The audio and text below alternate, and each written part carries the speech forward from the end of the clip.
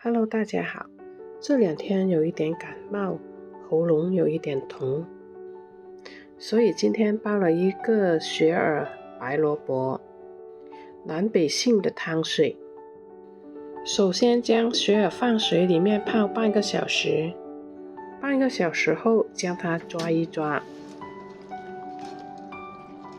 然后将中间那些黄色的部位剪去，然后将它撕成小片。雪耳有滋阴润肺、干燥引起的咳嗽、喉咙干口、肺热，雪耳都起到很重要的功效。将它清洗干净，然后再放在清水里面，再放入南北杏。南北杏的功效也是润肺、化痰止渴，对于干热也是非常有功效的。一般煲汤的时候都是用南北杏一起。桔饼也是化痰止渴，因为它是用糖腌制过，所以煲出来的汤还有一点甜，还有桔的香味。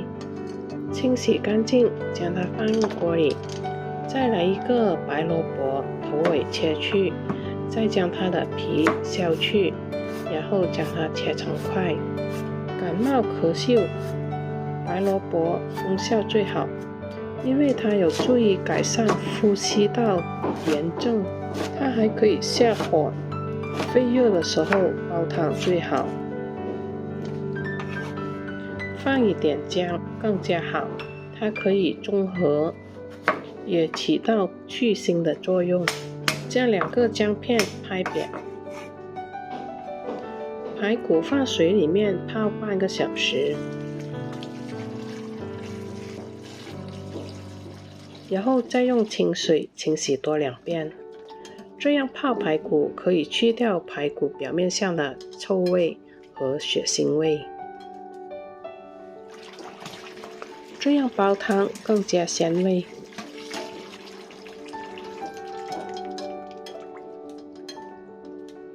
清洗干净后的排骨放入锅里面，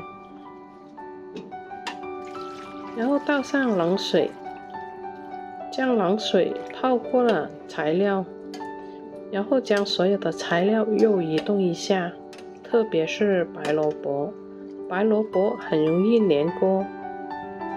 盖上盖子就可以开炉啦。